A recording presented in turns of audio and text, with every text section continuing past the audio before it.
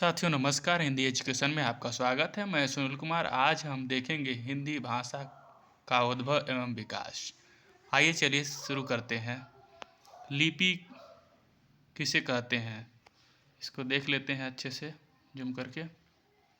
लिपि किसे कहते हैं, इसमें से देखिए ए है या बी है कि क है, ख है, घ है, इसमें इस तरह से दिया हुआ है। आइए चलिए देखते हैं। बताइए बोलने की तरीक़ों को, अंकित करने को, या लिखित ध्वनि संकेत को, या चित्रात्मक संकेत को। तो इसका सही जवाब क्या होगा? इसका सही जवाब होगा लिखित ध्वनि को, ध्वनि संकेतों को लिपि कहते हैं। ठीक है, आगे चलते हैं। अगला क्वेश्चन है किसी देश के अधिकांश जन्म समुदाय द्वारा बोली जाने वाली भाषा को क्या कहते हैं? इनमें से बताइए। इसका सही जवाब होगा आपका राष्ट्रीय भाषा। आगे चलते हैं। मैक्समूलर ने इंडो जर्मनिक नामक किस भाषा परिवार को नाम किसको दिया है? तो मैक्समूलर ने इंडो जर्मनिक नाम किस भाषा परिवार को दिया है? तो इसका सही जवाब होगा आपका ए नंबर। ठीक है, भारोपी भाषा परिवार को, मतलब क।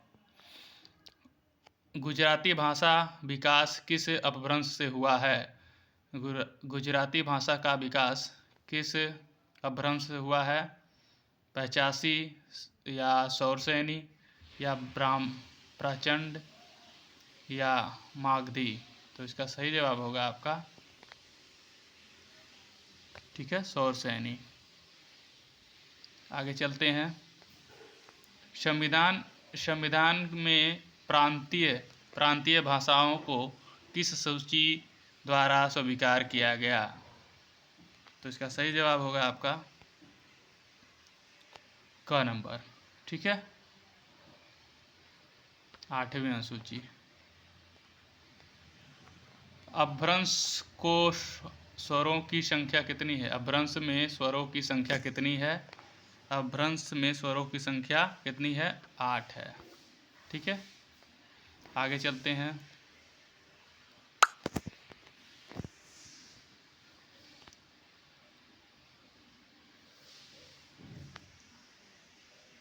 आगे है भाषा विज्ञान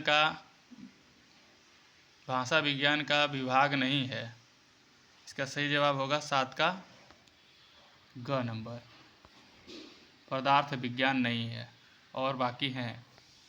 हिंदी का प्रहारी किसे कहते हैं? हिंदी का प्रहारी किसे कहा जाता है?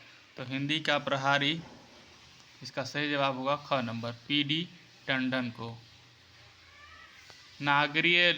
नागरीय लिपि कैसी है? नागरीय लिपि कैसी है? इसका सही जवाब है ख नंबर, अक्षरात्मक। अगला है अमीर खुसरो ने हिंदी के लिए कौन सा शब्द प्रयुक्त किया? इसकी देख लेते हैं। तो हिंदी के लिए हिंदवी शब्द का प्रयोग किया था अमीर खुसरो ने। ठीक है, आगे चलते हैं। भारत में हिंदी को संविधान की किस धारा के अंतर्गत राजभाषा घोषित किया गया? इसका सही जवाब होगा आपका, बताइए। इसका सही जवाब है धारा 343(1). ठीक है, हिंदी भाषा की बोलियों के वर्गीकरण के आधार पर छत्तीसगढ़ी बोली है। तो छत्तीसगढ़ी बोली कौन सा है? तो इसका सही जवाब है पूर्वी हिंदी। ब्रजभाषा क्या है? ब्रजभाषा है पश्चिमी हिंदी। ठीक है, आगे चलते हैं। हिंदी शब्द अनुशासन के लेखक कौन है? हिंदी शब्द अनुशासन के लेखक कौन है? इनमें से बताइए। इसका सही जवाब होगा आपका ख नंबर किशोरी लाल वाजपेयी, किशोरी दास वाजपेयी। ठीक है। देवनागरी लिपि का विकास हुआ है, देवनागरी लिपि का विकास हुआ है। तो इसका तो अक्सर पूछा जाने वाला क्वेश्चन है और ये हरदम परीक्षाओं में आता है। तो ये ब्राह्मणी लिपि से। ठीक है। आगे देखते हैं, देवनागरी लिपि की सबसे बड़ी विशेषता क्या है? इन सब में से बताइए, देवनागरी लिपि की सबसे बड़ी विशेषता क्या है? तो इसका सही जवाब है सर्वाधिक वैज्ञानिक लिपि होना, एक ध्वनि के लिए एक संकेत होना। ये सही होगा। आइए आगे देखते हैं, इनमें बिहारी हिंदी का रूप नहीं है। तो बिहारी हिंदी का रूप नहीं है, इसमें से बताना है आपका। तो बिहारी में भोजपुरी बोला जाता है, मैथिली बोला जाता है, मगही बोला जाता है, अवधी नहीं बोली जाती है। ठीक है, ये इसका आंसर होगा। आगे चलते हैं, निम्नलिखित युग्मों में कौन सा युग्म गलत है? तो इसमें से देखिए, पूर्वी हिंदी अवधि दिया है, अवधि पूर्वी हिंदी, ब्रजभाषा पश्चिमी हिंदी, भोजपुरी पूर्वी हिंदी, खड़ी बोली पश्चिमी हिंदी। तो इसमें आप समझ गए होंगे भोजपुरी वाला इसमें गलत है। क्यों? आपके अनुसार क्या होगा? तो हाँ, यही है, गलत होगा। ठीक है, भोजपुरी बिहारी हिंदी के अंतर्गत आती है और बाकी सब सही है। आगे चलिए देखते हैं, निम्नलिखित बोलियों में से पूर्वी हिंदी की बोली नहीं है। इसमें से पूर्वी हिंदी की कौन सी बोली नहीं है आपको बताना है। इसका सही जवाब होगा भोजपुरी, क्योंकि भोजपुरी बिहारी हिंदी की है। आगे चलते हैं, बौद्ध धर्म से जुड़े हुए साहित्य की भाषा है, इसमें से बताना है। तो इसका सही जवाब होगा आपका पाली। ठीक है, खड़ी बोली हिंदी की उत्पत्ति हुई है। तो खड़ी बोली हिंदी की उत्पत्ति किससे हुई है आपको बताना है। इसका सही जवाब होगा सौरसैनी अपभ्रंश से, सौरसैनी अपभ्रंश से। आगे चलते हैं, अवधी और ब्रज दोनों भाषाओं में रचना करने वाले कवि हैं। तो दोनों भाषाओं में रचना करने वाले इसमें से सूरदास, तुलसीदास, घनानंद, उपरोक्त सभी। तो इसका बताना है, आपका सही जवाब होगा तुलसीदास। ठीक है, ये अवधी और ब्रजभाषा दोनों में किए हुए हैं। अवधि इनकी रचना रामचरितमानस है और ब्रजभाषा विनय पत्रिका है। ठीक है, पश्चिमी हिंदी की सर्वाधिक प्रमुख बोली इनमें से क्या है? तो इसका सही जवाब होगा 23 का क नंबर, ब्रजभाषा। आगे देखते हैं, हरियाणवी या बांगरू बोली किस अपभ्रंश से विकसित हुई है? इसमें से बताना है। तो इसका सही जवाब होगा आपका पश्चिमी उत्तरी सौरसैनी अपभ्रंश से। ठीक है, आगे चलते हैं, अगला क्वेश्चन है, निम्नलिखित में से कौन सी विशेषता देवनागरी लिपि में नहीं है? तो इसमें नहीं बताना है, ये ध्यान रखेंगे, यहाँ पर स्पष्ट नहीं दिख रहा है और ये नहीं लिखा हुआ है। ठीक है, इसमें बताना कौन सा नहीं है। तो इसका सही जवाब होगा 25 का घ नंबर। ठीक है, विकास के दृष्टि से यह लिपि ब्राह्मी लिपि एवं खरोष्ठी लिपि की समकालीन है, ये गलत है, बाकी सब सही हैं। आगे देखते हैं, नीचे भाषा की 4 विशेषताएं दी गई हैं, इनमें से एक विशेषता गलत है, उस गलत विशेषता को चुनिए। तो इसमें चुनना है गलत विशेषता को। तो इसका सही जवाब होगा आपका ग नंबर। ठीक है, भाषा सार्वजनिक संपत्ति है, ये गलत है। अगला क्वेश्चन था, टकसाली भाषा कहते हैं, टकसाली भाषा किसे कहते हैं? तो इसका सही जवाब होगा आपका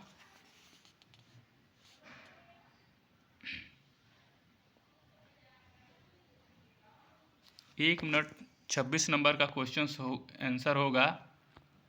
ठीक है, इसका आंसर होगा ख, इसे माफ़ करिएगा, ये पैतृक संपत्ति नहीं होती है, ये गलत है और ये अक्सर परीक्षाओं में पूछा गया क्वेश्चन से, मिस्टेक हो गया, इसके लिए मैं क्षमा मांगता हूँ आप सभी से।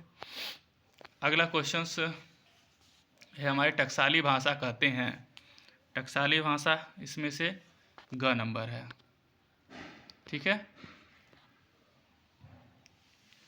परिनिष्ठित भाषा को टकसाली भाषा कहते हैं, ये सही होगा आपका। आगे चलिए देखते हैं। उत्तर प्रदेश सरकार द्वारा सन 1947 ईस्वी में गठित देवनागरी लिपि सुधार समिति के अध्यक्ष थे, तो इसमें से बताएंगे, तो इसका सही जवाब होगा आपका ग नंबर, आचार्य देवेंद्र देव, ठीक है। अवहट भाषा से तात्पर्य है, तो आपको बताना है तात्पर्य क्या है। सही जवाब है ग्रामीण अपभ्रंश, ठीक है। अवहट भाषा का मतलब होता है। निम्नलिखित में से कौन सी बोली पश्चिमी हिंदी के अंतर्गत नहीं आती है, तो इसका सही जवाब है अवधी, ठीक है। अवधी नहीं आती है, बाकी ब्रज, बुंदेली और कनौजी आती है। अगला क्वेश्चन है आपका, बांगरू किस उपभाषा वर्ग की बोली है, तो इसका सही जवाब होगा पश्चिमी हिंदी के, ठीक है। आगे चलते हैं। अंगिका किस राज्य की बोली है, तो इसका सही जवाब होगा आपका घ नंबर बिहारी, ठीक है। अंगिका किस राज्य की बोली है, तो बिहारी। अगला क्वेश्चन है, कर्ता के साथ ने का प्रयोग ना होना किस उपभाषा की प्रमुख विशेषता है, तो इसका सही जवाब होगा आपका क नंबर पूर्वी हिंदी अवधी, ठीक है। किस तिथि को हिंदी को राजभाषा बनाने का निर्णय लिया गया, तो इसका सही जवाब होगा ग नंबर 14 सितंबर 1949 को। अगला क्वेश्चन है, बघेली बोली का संबंध किस उपभाषा से है, तो इसका सही जवाब तो आपको पहले से मिल गया होगा बिहारी हिंदी, ठीक है। अगला क्वेश्चन है, बघेली बोली का संबंध किस उपभाषा से है, इसका दिया है पूर्वी हिंदी, इसका आंसर होगा पूर्वी हिंदी। आगे चलते हैं। अपभ्रंश का वाल्मीकि किसे कहा जाता है, तो अपभ्रंश का वाल्मीकि किसे कहा जाता है, इसका सही जवाब होगा आपका स्वयंभू को।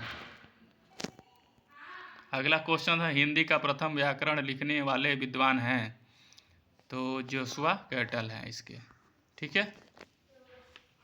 अगला क्वेश्चन है आपका, किस विद्वान ने देवनागरी लिपि के स्थान पर रोमन लिपि स्वीकार करने का सुझाव दिया था, तो इसका सही जवाब होगा 38 का, इसका सही जवाब है ग नंबर, ठीक है। सुनीति कुमार चटर्जी ने उकार बहुलक बोली मानी जाती है, तो उकार बहुलक बोली कौन सी मानी जाती है, अवधी, भोजपुरी, बघेली या छत्तीसगढ़ी, तो इसका सही जवाब होगा आपका क नंबर अवधी को। अगला क्वेश्चन है, भोजपुरी बोली की उत्पत्ति होती है, तो भोजपुरी बोली की उत्पत्ति होती है आपसे पूछा गया है, तो इसका सही जवाब है ख नंबर, ठीक है, मागधी अपभ्रंश से। मगही किस उपभाषा की बोली है, इसका सही जवाब होगा, तो इसका सही जवाब है आपका राजस्थानी या पश्चिमी हिंदी, इसमें से बताना है 41 का, इसका सही जवाब होगा आपका। आगे देखते हैं, इसका आगे दिया बिहारी हिंदी, ठीक है, बिहारी हिंदी ये सही है। ग्वालियर की बोली कौन सी है, तो ये तो बुंदेली है, और ये झांसी की रानी जी की जान ही रहे होंगे, वहाँ की बोली है और ये इम्पोर्टेंट है। कौन सी भाषा देवनागरी लिपि में लिखी जाती है, तो इसमें से कौन सी, तो इसका सही जवाब है ग नंबर मराठी। कौन सी भाषा देवनागरी लिपि में लिखी जाती है? तो इसका सही जवाब है मराठी। हिंदी हिंदी खड़ी बोली किस अपभ्रंश में विकसित हुई है? हिंदी खड़ी बोली किस अपभ्रंश से विकसित हुई है? तो इसका सही जवाब होगा 44 का ग नंबर, सौर सैनी। आगे चलते हैं, देखते हैं छत्तीसगढ़ी बोली हिंदी के किस उपभाषा वर्ग के अंतर्गत बोली जाती है? तो इसका सही जवाब होगा ख नंबर, पूर्वी हिंदी के अंतर्गत। हिंदी का पाणि किसे कहा जाता है? तो हिंदी का पाणि किसे कहा जाता है? इसका सही जवाब है किशोरीलाल वाजपेयी को। ठीक है, हिंदी का पाणि किसे कहा जाता है? तो किशोरीलाल वाजपेयी को। आगे चलते हैं, इंपॉर्टेंट क्वेश्चन है। किस निम्नलिखित में से भाषा की प्रमुख प्रकृति कौन सी है? भाषा की प्रमुख प्रकृति कौन सी है इसमें? इसका सही जवाब है आपका ख नंबर, जटिलता से सरलता की ओर। ठीक है, अगला क्वेश्चन है सही युग्म चुनिए। इसमें सही युग्म चुनना है, तो इसका सही जवाब है आपका पश्चिमी हिंदी खड़ी बोली कौरवी, ये आपका सही युग्म है। आगे चलते हैं, मेवाती किस उपभाषा वर्ग की बोली है?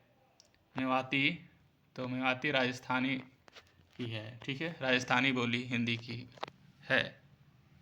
आगे चलते हैं, देवनागरी लिपि का प्रयोग सर्वप्रथम किस राज्य में हुआ माना जाता है? तो इसका सही जवाब होगा आपका 50 नंबर का, देवनागरी लिपि का प्रयोग सर्वप्रथम किस राज्य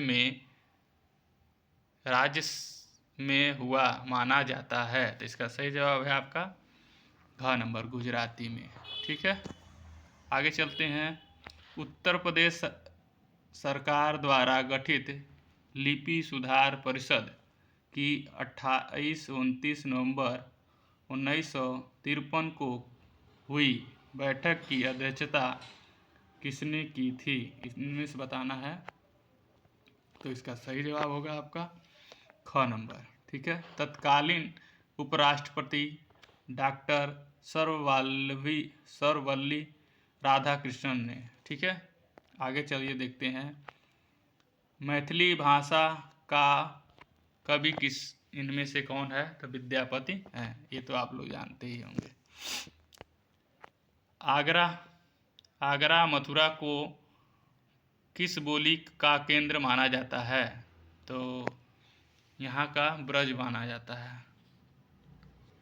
ठीक है, आगे चलिए देखते हैं, काव्य भाषा के पद पर कौन सी बोली सर्वाधिक समय तक प्रतिष्ठित रही? तो इसका सही जवाब है आपका अवधी भाषा। अगला क्वेश्चन है, खड़ी बोली को अन्य किस नाम से जाना जाता है? तो इसका सही जवाब है कौरवी। आगे चलते हैं, खड़ी बोली को कौरवी नाम किस विद्वान ने दिया है? खड़ी बोली को कौरवी नाम किस विद्वान ने दिया है? तो इसका सही जवाब होगा, इंपॉर्टेंट है आपका, ये सही जवाब है घ नंबर, राहु संस्कृतायन ने। ठीक है, आगे चलिए देखते हैं, स्टैंडर्ड या परिनिष्ठित संज्ञा किस बोली को प्राप्त हुई? तो इसका सही जवाब होगा आपका ख नंबर, कौरवी बोली को, यानी खड़ी बोली को। पुष्टि मार्ग का जहाज किस कवि को कहा जाता है? पुष्टि मार्ग का जहाज किस कवि को कहा जाता है? तो इसका सही जवाब है सूरदास जी को। आगे चलते हैं,